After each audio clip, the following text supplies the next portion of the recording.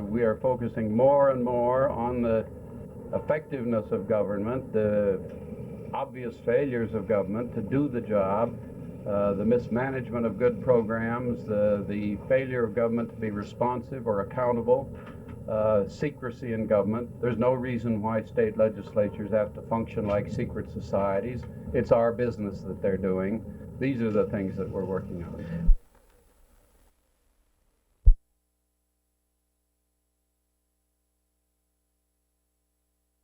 That we have absolutely no reason to blame the school board or Dr. Estes for the present conditions of the CTD. We share your concern and ask you to bear with us as we seek a solution. We are presently in the process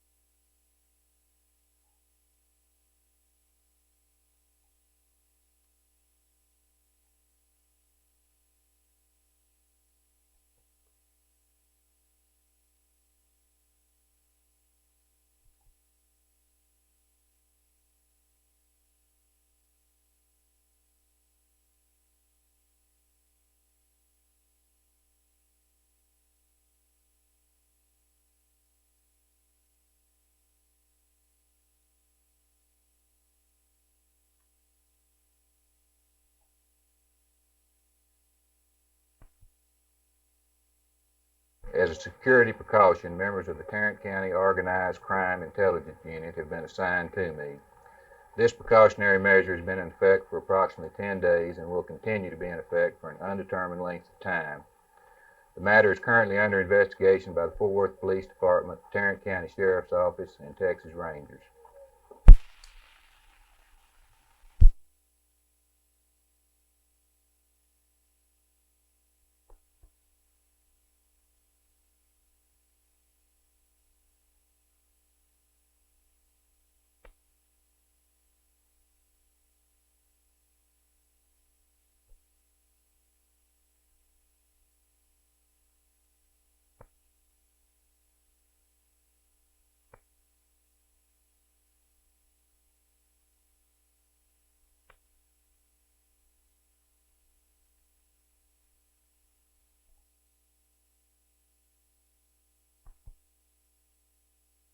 During the appeal, we received a very fair hearing from Mr. McDonald, went over the charges that have been placed against John, and the city manager has taken it under advisement.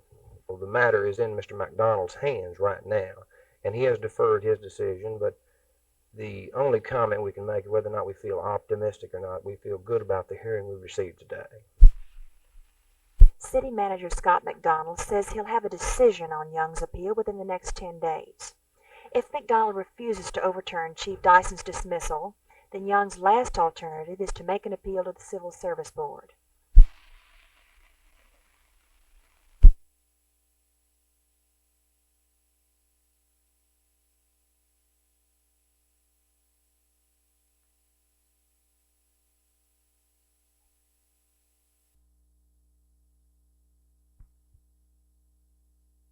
The band shell, built 45 years ago, was once a popular gathering place for those who enjoyed outdoor musicals and plays. Many people will remember flocking here to see the once famous Starlight operettas of the 50s. Since then, the band shell has been idle except for an occasional band concert. The renovation, which began 2 months ago, will hopefully encourage people to again attend outdoor entertainment. Costing more than $49,000, the facility will have new backrest seating to give the patron the leisure comfort of enjoying the sound of music outdoors. And the improved acoustics will make the open-air sound of music a thrill for everyone. The band shell will be completed in time for the June 6th kickoff of a series of programs called Summer Sound 72, presented by the Dallas Symphony. About 2 blocks down the street, the State Fair Music Hall, which has been host to such famous stars as Katharine Hepburn, Jack Benny, Leontine Price, and Ginger Rogers, is receiving an even more massive renovation. Halfway through its completion, the $5.5 million project will truly be something to marvel at. Director-producer Tom Hughes describes the major changes. The major changes on the exterior, you'll find 3 marvelous new annexes.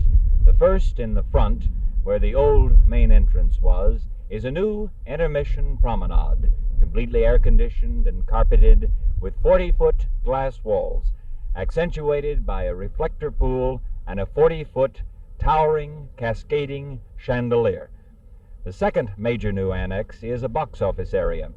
To remove those box office jams of years past, we've added an annex, which will give 12 box office windows, marvelous access to the theater, and an easy ability to claim your ticket reservations. The third annex is in the rear of the building and not always seen by our ticket-buying patrons, but most important to the performers in opera, ballet, or musical comedy, for we have added dressing room annexes which will double the number of dressing rooms we had in the past and be luxurious and comfortable.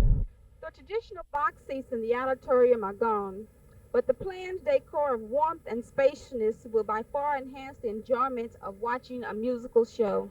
The music hall, scheduled for an October opening, will be surpassed by no other such musical facility in the nation. Construction worker George Flynn, one of the major performers in completing this structure, says that he and his wife have attended musicals here before and will again, which proves that at one stage or another, everyone likes to get into the act.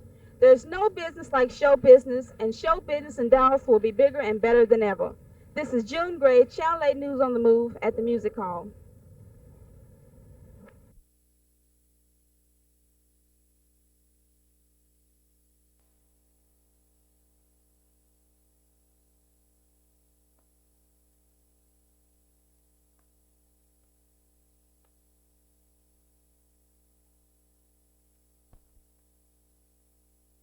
Police Chief T.S. Walls said the threats on Curry's life were received through the grapevine, police informants inside so-called underworld operations.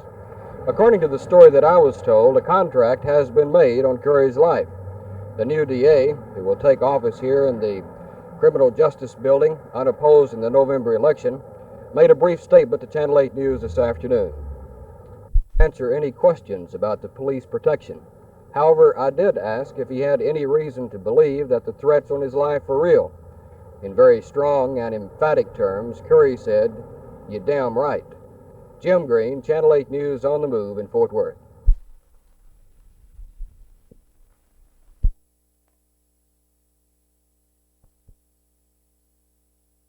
Now, my point is this, that in these instances, this group is more in line with the people's interest versus the lobby's interest, in that, on one end, the people, the consumers, who are overstraddled with taxes, and the business and industry lobby, which is underburdened with it, like the last bill that was finally passed, 9/10 of the tax bill on consumers and 1/10 on business and industry. And in that sense, no, it's not, in that it does fight for the people's interest. Mr. Milford? May I suggest, in reference to whether or not Texas COPE Free Money Fund is a lobby or not, that you check the lobby registration in Austin, Texas, and I think you'll see for yourself that it very much is a lobby. I submit that the senator has yet to name a single name insofar as the insurance lobby that's backing Dale Milford. Well, now, let me answer it this way. Now, you talk about backing, and purposely in the contributions, there was no money. But backing doesn't mean that it's money. Backing means that they're trying to help you get elected. And Pete Morris made a contribution to you. He's in the insurance industry.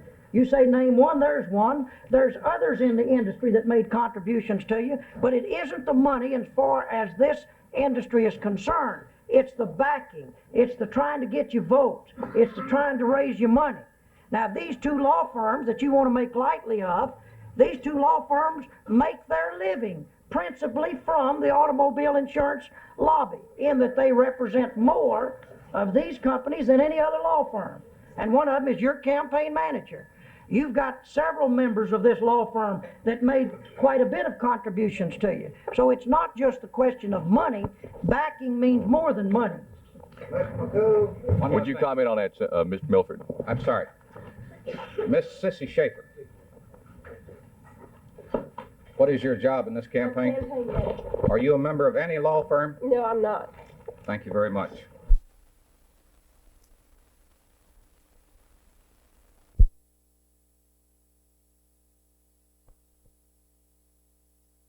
Better than 4,400 persons voted absentee in the May 6th primary election here in Dallas County. That was an absentee voting record for the county. Officials here, however, at absentee voting headquarters in the records building feel that record may be in danger from the primary runoffs. This morning, more than 100 persons voted in the first hour alone. More than 1,200 letters were mailed out to those who couldn't come downtown, and the mail count this morning was considered heavy. There are three major statewide races on the Democratic ballot.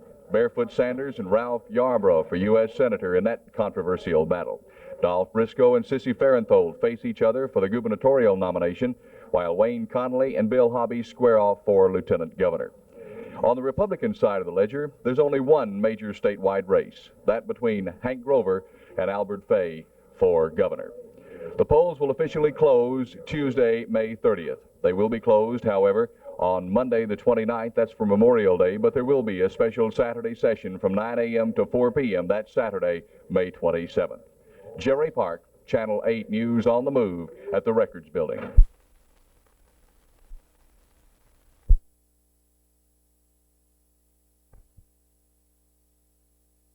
When Vice Squad Investigator John Young, Jr. was fired from the police department for striking a handcuffed prisoner, he vowed to fight that dismissal. Today, Young and his lawyer, Willie Phillips, took the appeal to City Manager Scott McDonald, who has the power to reverse Chief Dyson's decision. The three met for almost 2 hours behind closed doors. Neither Young nor McDonald would discuss the case itself, but Channel 8 News learned that Young admits striking a prisoner during an arrest April 23rd. Young says his actions were justified. Mr. Phillips, what was the result of your appeal to Scott McDonald this morning, city manager's office?